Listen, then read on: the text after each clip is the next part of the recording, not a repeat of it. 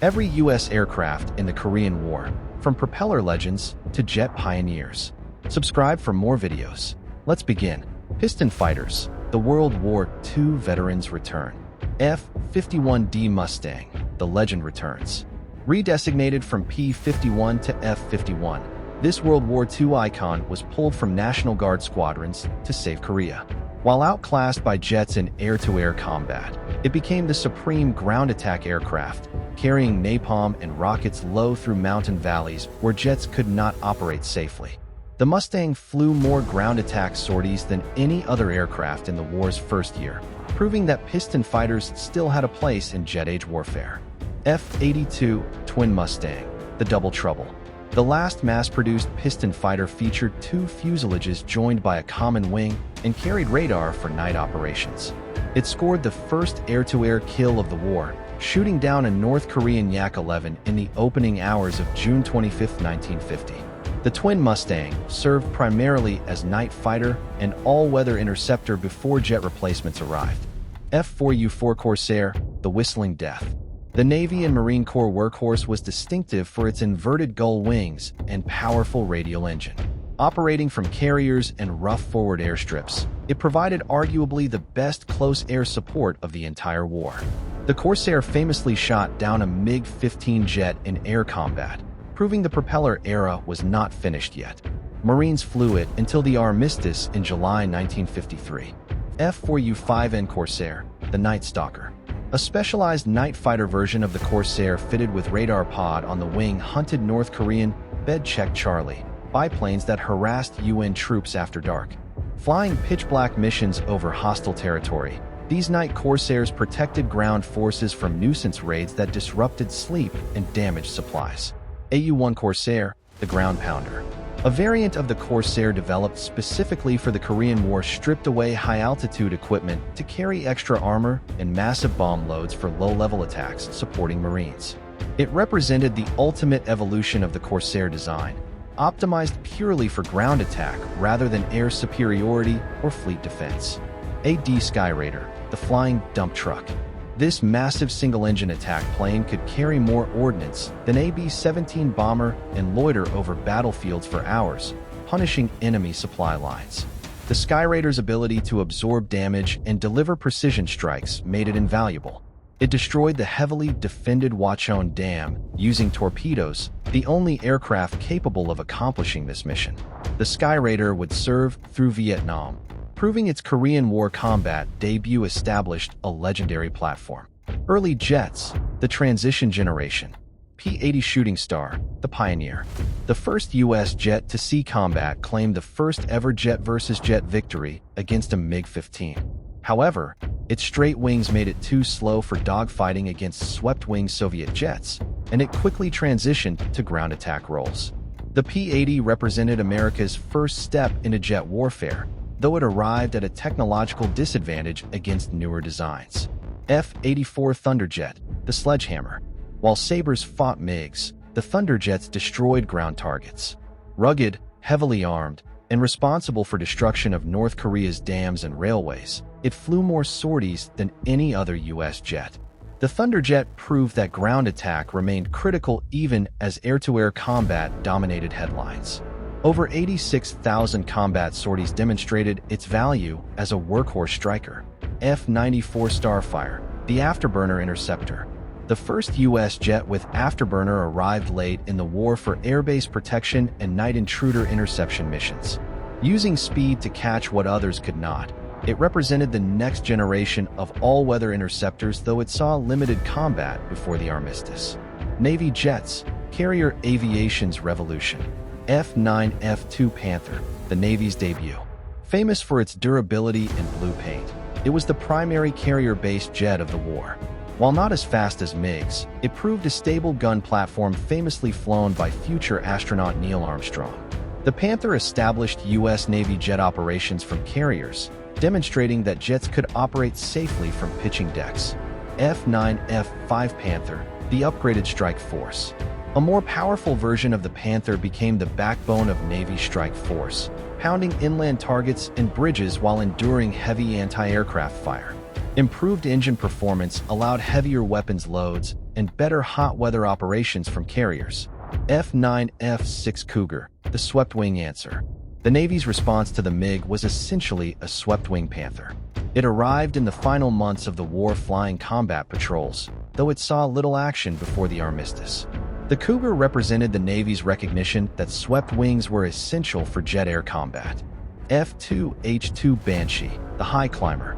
A twin-engine carrier fighter offered better performance than the Panther, operating at high altitudes, escorting B-29s, and conducting reconnaissance missions deep into enemy territory. The Banshee's range and altitude capability filled gaps in Navy carrier aviation. F-3D Skyknight, the night fighter. Nicknamed Willie the Whale for its ungainly wide fuselage, it carried massive radar systems. It owned the night skies, scoring more kills against enemy aircraft after dark than any other type. The Skyknight proved that specialized night fighters with dedicated radar operators remained essential despite technological advances. The Sabre, dominating MiG Alley. F-86A Sabre, the first challenger. The early version of the Sabre rushed to Korea to stop the MiG-15. It suffered from gun jamming and engine issues, but held the line until better models arrived. The F-86A established American presence in MiG Alley despite technical problems, proving the basic design was sound. F-86E Sabre, the dogfighter. This version introduced the all-flying tail, giving pilots incredible control at high speeds. It allowed American pilots to outturn the MiG-15 in high-G turning fights of MiG Alley. The improved control surfaces transformed the Sabre from adequate to exceptional, establishing American air superiority. F-86F Sabre, the definitive hunter. The ultimate Korean War Sabre featured more powerful engine and new wing design, matching the MiG-15's altitude performance. It secured U.S. air dominance for the remainder of the war. American pilots achieved kill ratios exceeding 10-to-1 against MiGs, though these numbers remain disputed. The F-86F represents the peak evolution of first-generation swept-wing jet fighters.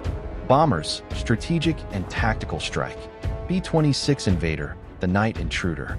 A fast twin-engine light bomber from World War II roamed North Korean supply routes at night, hunting trucks and trains with nose-mounted machine guns. The Invader's speed and firepower made it ideal for interdiction missions disrupting enemy logistics under cover of darkness. B-29 Superfortress, the heavy hitter.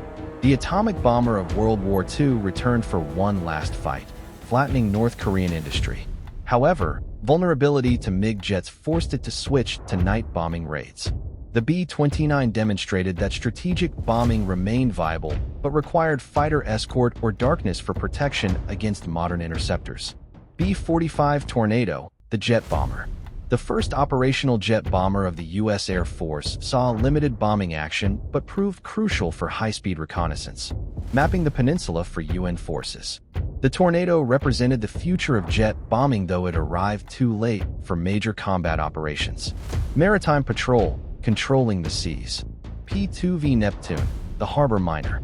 This modern maritime patrol aircraft mined North Korean harbors and disrupted coastal shipping, ensuring the naval blockade remained unbreakable. The Neptune's ability to carry heavy mine loads and operate at low altitude made it essential for strangling North Korean supply lines. PB-4Y2 Privateer, the Sea Sentry. A stretched version of the B-24 Liberator flew long-range maritime patrol and Firefly missions, dropping flares to illuminate targets for night attack aircraft. The Privateer provided overwater surveillance that jet aircraft could not sustain. Rescue and reconnaissance, saving lives and gathering intelligence. SA-16 Albatross, the Angel of the Sea. A rugged amphibious aircraft designed specifically for search and rescue saved hundreds of pilots from freezing waters of the Sea of Japan, often landing under enemy coastal fire. The Albatross could land on open ocean, retrieve downed aircrews, and take off again, a capability no other aircraft possessed. SB-17 Flying Fortress, the Rescue Fort. Old B-17 bombers converted into search and rescue aircraft carried heavy lifeboats underneath their bellies that could be dropped by parachute to stranded aircrews. These modified fortresses demonstrated that obsolete bombers could serve critical humanitarian missions. Transport and airlift, the logistics lifeline. C-47 Skytran, the Goonie bird. The Eternal Transport flew supplies in and wounded out, landing on short, rough dirt strips no other plane could handle. The C-47's reliability and versatility made it indispensable for tactical airlift throughout the war. C-119 Flying Boxcar, the logistical savior. With twin-boom tail and clamshell doors, it could drop bridges, jeeps, and massive ammunition loads to surrounded troops. Most notably, it saved Marines at Chosin Reservoir by parachuting critical supplies during the desperate fighting retreat. The Flying Boxcar pioneered heavy drop techniques still used today. C-124 Globemaster II, the giant.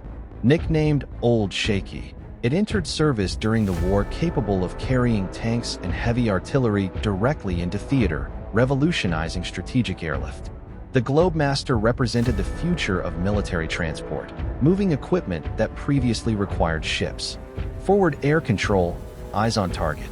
LT-6G Mosquito, the forward controller. AT-6 Texan trainer modified for combat, featured brave pilots flying low and slow to mark targets with smoke rockets for fighter bombers, often drawing heavy ground fire. The Mosquito pilots risked their lives daily identifying targets that fast jets could not spot themselves. L-19 Bird Dog, the modern spotter. An all-metal aircraft replaced earlier fabric-covered liaison planes, offering better visibility and performance for directing airstrikes with pinpoint accuracy. The Bird Dog established the forward air control role that would become critical in Vietnam. Helicopters, the revolution begins. H-13 Sioux, the Angel of Mercy. The iconic bubble helicopter, made famous by MASH, pioneered the medical evacuation role, carrying wounded soldiers on external skids to field hospitals. The H-13 proved that helicopters could save lives on battlefields, establishing medevac doctrine still used today. Thousands of soldiers owed their lives to these fragile but life-saving machines. Subscribe for more videos.